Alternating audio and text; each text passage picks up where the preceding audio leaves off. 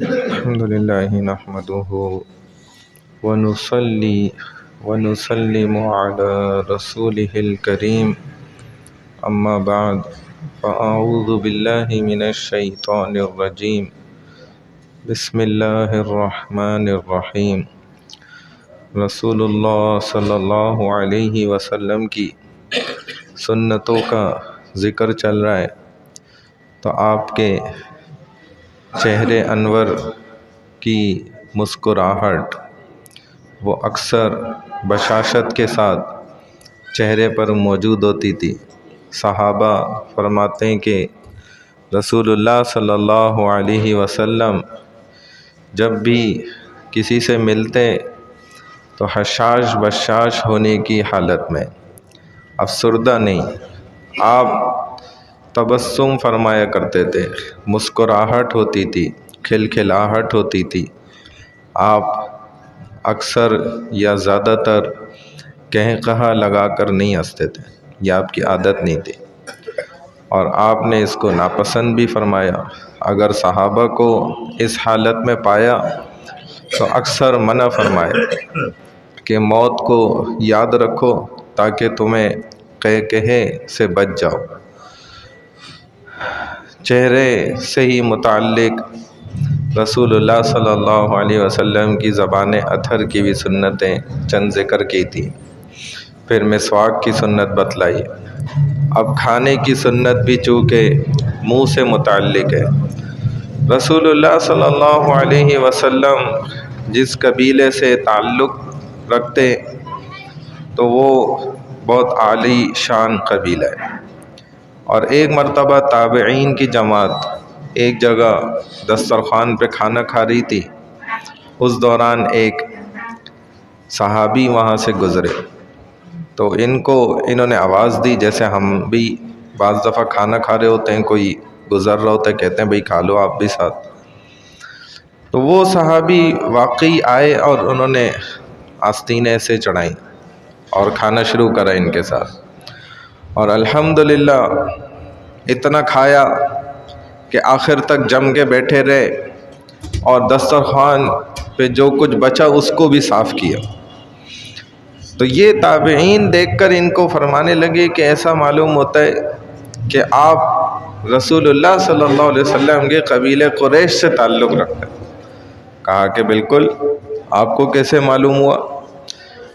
فرمانے لگے کہ یہ عادت اس طرح کھل کر کھانے کی قبیلے قریش کی ہے، اور کسی قبیلے میں یہ عادت نہیں، ایسی زبردست عادت کہ یہ شرماتے نہیں ہیں۔ ہمارے ہاں ہوتا ہے نا، ایک آدمی کو بھوک بھی لگی ہے نا، اس کو بھی آپ کھانے کا کہیں گے، وہ شرما کے کہتے ہیں نہیں بس آپ کھائیں، حالانکہ اس کو بھوک لگ رہی ہے، کھانے کا دل بھی کر رہا ہے، اس کی پسند کی چیز بھی ہے، لیکن بس تکلف کرتے ہوئے منع کر دیتا ہے۔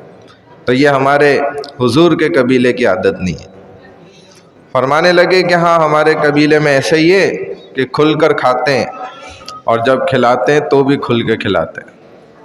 چنانچہ رسول اللہ صلی اللہ علیہ وسلم نے کھانے کی سنتوں میں آپ غور کرتے جائیں، ہر موقع پر یہ عادت امتیوں کو سکھائیے کہ کم کھایا جائے، کم کھانے کی عادت۔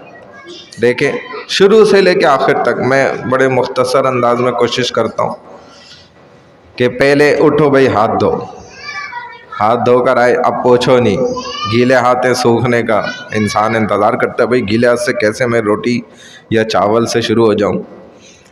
اب دو زانوں ہو کرنا، یہ رسول اللہ صلی اللہ علیہ وسلم کی یہ ایسے بیٹھ کر کھانے کی عادت ہے، ایسے بیٹھ کے کھاتے تھے، ساری زندگی آپ نے ایسے کھایا۔ زیادہ تھک جاتے تھے تو پھر ایسے بیٹھ جاتے تھے۔ اگر ویسے تو اتنی دیر آپ کھاتے ہی نہیں تھے کہ آپ اتنا تھک جائیں، لیکن یہ ہوتا ہے نا انسان، اور اگر ایسے تھک جاتے تھے تو یہ ٹانگ اٹھا لیتے تھے، پھر تھک گئے تو یہ ٹانگ اٹھا لی، یہ بچھاتی۔ اس سب میں کیا ہوتا ہے، سائنس بھی کہتی ہے جب پہلی انداز میں آپ بیٹھے ہوئے تو یہ آپ کی آنتیں کیا ہو گئیں، دب گئیں۔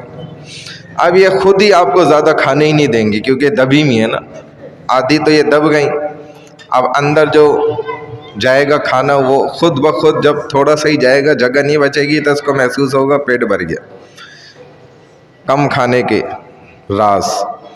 پھر فرمائے کہ بسم اللہ پڑھو تاکہ شیطان ہٹ جائے، زیادہ نہ کھاؤ، پھر شیطان بھی کھائے گا نا ساتھ، زیادہ کھا جائے گا، یہ پتہ نہیں بیچارہ کم کھائے وہ زیادہ کھا لے۔ پھر اپنے سامنے سے کھاؤ، دوسرے کے سامنے سے نہیں۔ اب بوٹیاں اس کے سامنے ہی ایک بھی نہیں آئی، اتفاق کی بات ہے، اور اس کو کھانی بوٹی تھی، نہیں کھا پا رہا بیچارہ۔ اور فرمایا کہ اگر چاول کھا رہے ہو تو بس یہ 3 انگلیوں سے نا، ایسے تھوڑے سے تاکہ آئیں، انگلیوں میں زیادہ ہاتھ میں چاول آئے نہ سکیں، کم آئیں، اور صرف سیدھے ہاتھ سے، الٹے ہاتھ سے بھی نہیں، نہ دونوں ہاتھوں سے، اور سیدھے ہاتھ سے صرف اپنے سامنے سے۔ تو یہ ساری چیزیں سمجھا رہی ہیں کہ کم کھانا رسول اللہ صلی اللہ علیہ وسلم کی سنتوں میں سے ایک ہے۔ اور خود دیکھ لیں رسول اللہ صلی اللہ علیہ وسلم کم کھانا نوش فرماتے تھے، زیادہ نہیں، مطلب بھر بھر نہیں کھاتے تھے، 3 حصے بناتے تھے۔ وہ سنت ہیں، کھانے کا بھی ہو، پانی کا بھی، اور سانس کا بھی۔ اور ایک آخری بات کہتا ہوں کہ لوگ کہتے ہیں نا کہ اکثر علماء، مولویان کرام یہ غریب کیوں ہیں؟ تو کیوں اس لیے غریب ہیں؟ بہت چند امیر ہوتے ہیں، تھوڑے بہت، تو غریب اس لیے ہوتے ہیں کہ رسول سارے اٹھا کے دیکھیں تو سب غریب ہیں، اور رسول کے علم کو جو اٹھائے گا وہ بھی غریب ہی اللہ اس کو رکھیں گے، کیونکہ نبی نے خود دیکھے، نبی خود، میں لفظ سمجھانے کے لیے صرف کہہ رہا ہوں غریب کا، ورنہ تو ہمارے نبی سے بڑا کوئی امیر تھا ہی نہیں، اور نہ ہے، نہ قیامت تک پیدا ہو سکتا ہے۔ آپ تو ایسے امیروں کے امیر تھے کہ جن امیروں کے ساتھ پہاڑ بھی سونے کا بن کے نہیں چل سکتے تھے، آپ کے ساتھ تو پوری دنیا سونے کا بن کے چلنے کو تیار تھی، لیکن آپ نے خود نہیں پسند کیا، آپ نے خود فاقے کو پسند کیا، غریبی کو پسند کیا، غربت کو پسند کیا، اور یہ اس لیے پسند کیا کہ آپ نے امت کو ایک سبق دینا تھا کہ دیکھو میں نے بھی کوئی اسٹینڈرڈ، کوئی میرے ہاں برانڈ، یہ ساری چیزیں میرے ہاں کوئی معنی نہیں رکھتی، میں نے ان سب کے ملنے کے باوجود ان کو چھوڑا ہے، لات ماری ہے، تو میرے امتی بھی جو ہے نا یہ امیری کے نشے میں نہ پڑ جائیں۔ تو اسی لیے علماء بھی غریب، ہمارے نبی بھی غریب، میں سمجھانے کے لیے لفظ کہہ رہا ہوں۔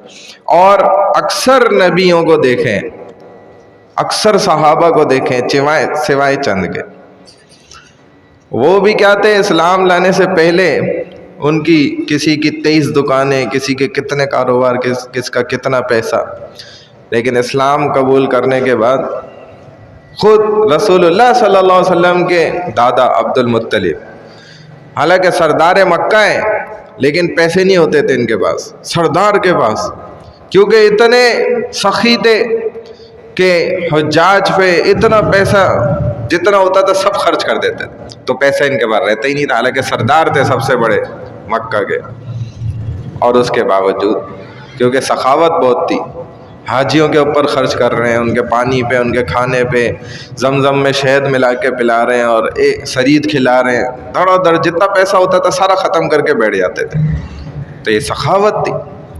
تو نبیوں نے بھی اور صحابہ بھی اسلام لانے کے بعد نا غربت کو پسند کیا، گلے لگایا۔ تو بہرحال یہ کم کھانا بھی جو ہے نا سنت عمل ہے، اللہ ہمیں عمل کرنے کی توفیق عطا فرمائے۔ سبحان اللہ و بحمدہ، سبحانک اللہم و بحمدک، نشہد ان لا الہ الا انت، نستغفرک و نتوب الیک، برحمتک یا ارحم الراحمین۔